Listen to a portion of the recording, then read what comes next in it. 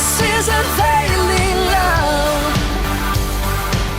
That you would take my place. That you would bear my cross. You laid down your life. That I would be set free. Oh, Jesus, I sing for all that you've done for me.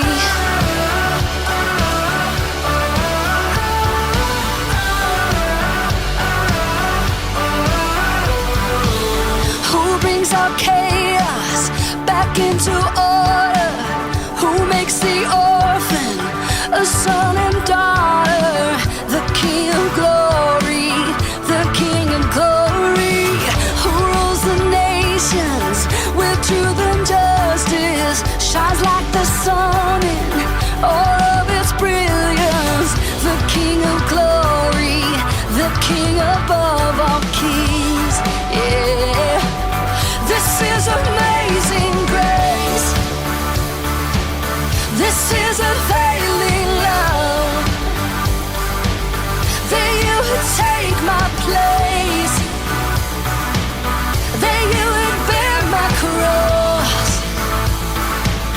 You laid down your life. That I would be set free. Oh, Jesus, I sing for all that you've done for me. Worthy is the one we praise. Worthy is the King who conquered the grave. Worthy is the one we praise. Worthy is the King who conquered the grave. Worthy is the one we praise. Worthy, worthy. This is amazing grace.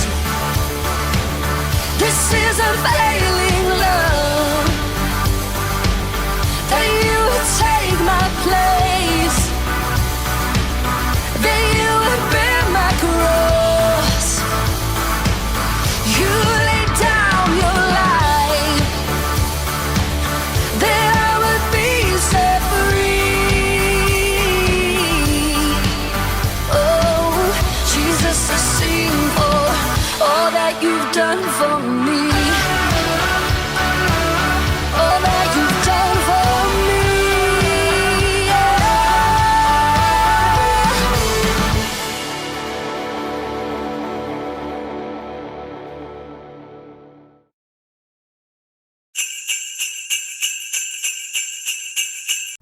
Hey there, little Cherry Nuggets. It's me, Carl. Whew, welcome to Grow TV. Welcome to Grow TV. Hosted by Carl. Where we have fun with our friends, talk about Jesus, and go over everything the Bible has to offer.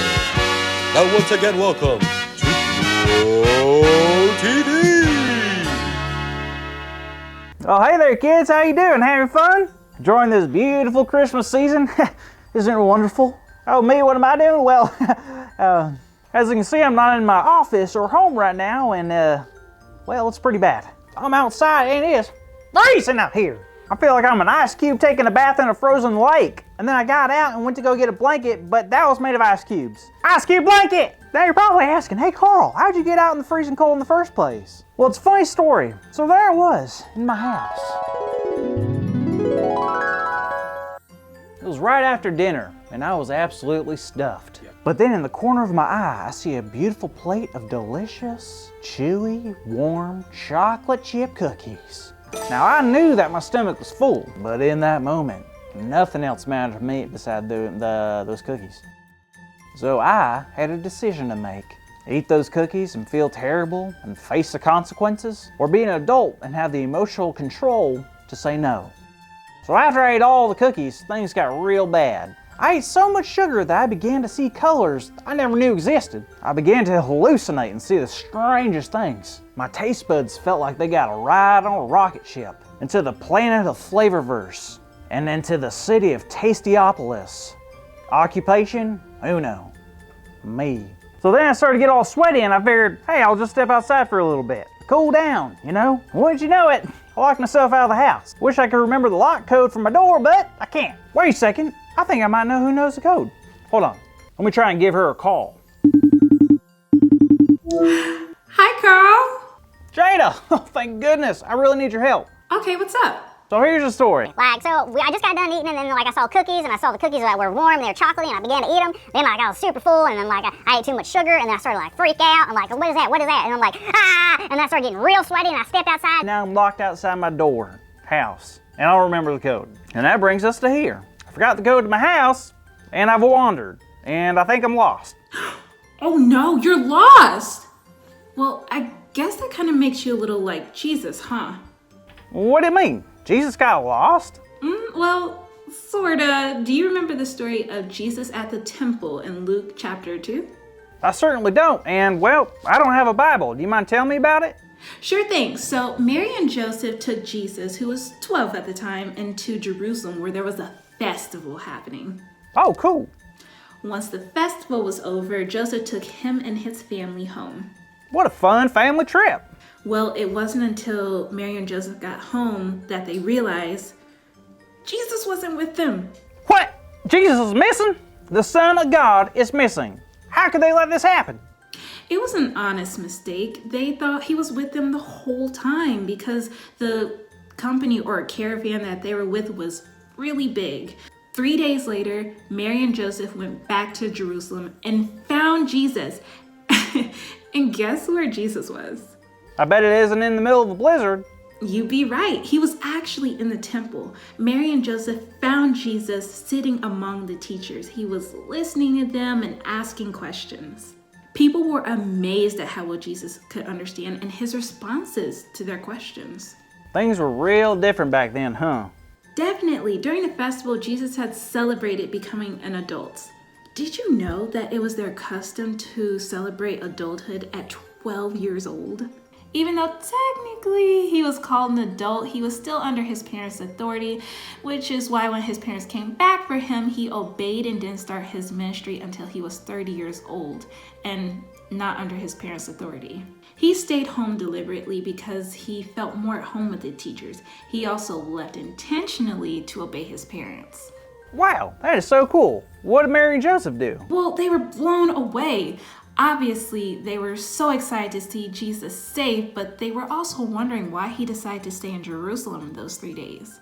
But Jesus pretty much said, of course I would be in the temple where my Father's work is. Jesus saw being in the temple, teaching, listening as importance. Why do you think it was so important? Well, Jesus knew God. I mean, he was God's son. And Jesus so badly wanted everybody he knew to know God. Why? Well, when people know God, things change. Change? Change how? Well, think about it. When a person doesn't know God, true love, joy, and peace is impossible to have. But when we do know God, all that and so much more is given to us. Whew. Man, I guess you're right. I can totally see why Jesus wants people to know God. Well, I have a Christmas present for y'all, and it's a big idea. Our big idea is Jesus came so the world would know God. So let's say it out loud on the count of 3. Ready? 1, 2, 3. Jesus came so the world would know God. Yes! Yes! Yes!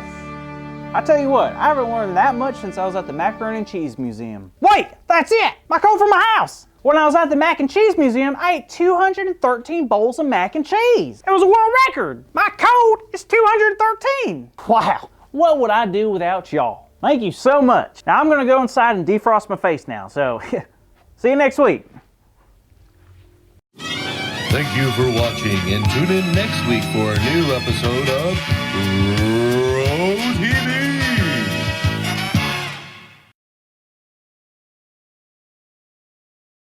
Luke 2, verse 14. Glory to God in the highest heaven, and on earth, peace, to those on whom his favor rests.